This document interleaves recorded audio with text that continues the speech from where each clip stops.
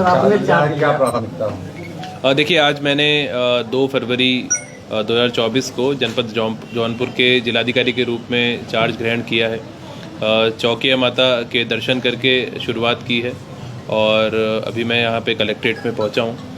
हमारे सभी जो वरिष्ठ अधिकारी हैं और जो हमारे फील्ड ऑफिसर्स हैं, सबके साथ में हमने एक मीटिंग प्लान की है ताकि जनपद के बारे में जो मूलभूत यहाँ के आंकड़े हैं, मूलभूत यहाँ पे जो यहाँ की आवश्यकताएं हैं, आगामी लोकसभा का इलेक्शन आने वाला है उसको लेकर और विकास कार्यों को लेकर क्या यहाँ पे परिस्थितियाँ हैं उसको लेकर हम लोग काफ़ी विस्तार से चर्चा करेंगे।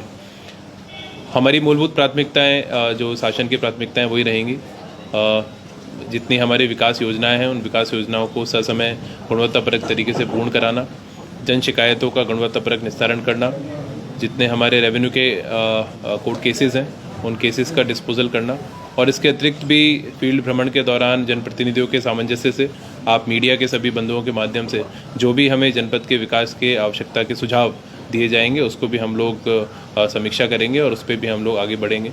आप सब लोगों को, सभी अधिवक्ता गणों को, सभी जनप्रतिनिधियों को, सभी हमारे पब्लिक के लोगों को हम लोग साथ लेके आगे बढ़ेंगे और प्रयास करेंगे कि जनपद जौनपुर में जो मेरा आगामी कार्यकाल होगा उसमें पूरे एक टीम वर्क के साथ में सब लोगों को साथ में रहते हुए और एक अच्छा हम लोग प्रशासन दे पाएँ। जौनपुर में भूमि विवाद में हत्याएं काफ़ी होती हैं राजस्व को लेकर, इसके लिए क्या स्ट्रेटजी है? देखिए, उसके लिए एक बार जो सबसे इम्पॉर्टेंट स्ट्रेटजी है वो हमारे कोर्ट केसेस का डिस्पोजल सही तरीके से हो और स्पीडी डिस्पोजल हो और क्वालिटी डिस्पोजल हो।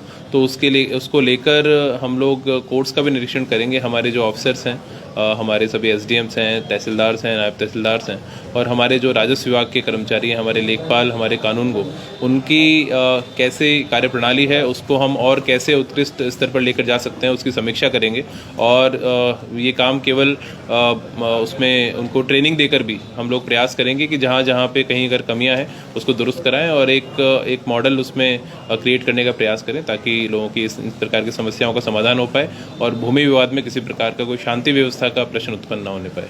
मुख्यमंत्री जी की बहुत ही लाइन दी है 10 से 12 बजे तक, कुछ अधिकारी नहीं बैठते, उसको लेकर कैसे काम करते हैं? नहीं, देखिए, जन सुनवाई में माननीय मुख्यमंत्री जी की डायरेक्शन है कि एक समय तय कर लिया जाए, चाहे 10 से 12 हो या 11 से 1 हो या जो भी 2-3 घंटे का समय। बेसिकली इसको घंटों में बांधने से ज़्यादा अच्छा है कि जितने लोग आ रहे हैं सबकी बात हम सुने और लेकिन एक ये चूँकि आप सभी जानते हैं कि अधिकारियों को और भी फील्ड के भी काफ़ी काम है, इलेक्शन के काम है, बहुत सारी चीज़ें होती है, तो पब्लिक के लोगों को एक समय पता रहे ताकि जो भी अपनी कोई पीड़ा, अपनी कोई शिकायत बताना चाहता है तो उसको हम लोग स्ट्रीमलाइन कर लेंगे।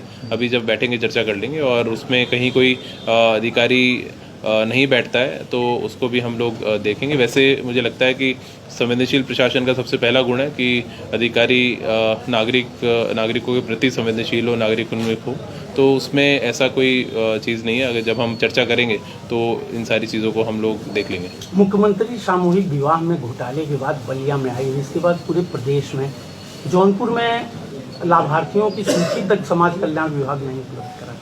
उसको एक बार वो जानकारी मुझे करनी पड़ेगी। उसमें हमारे मुख्य विकास अधिकारी यहाँ पर हैं और उसमें चूँकि पूरा एक एसओपी होता है उसमें लाभार्थी चयन का, तो एसओपी किस प्रकार से फॉलो की गई है उसमें अगर कहीं कमियाँ होंगी तो उसको निश्चित रूप से हम लोग देखेंगे और फिर आपको विस्तार से जानकारी देंगे।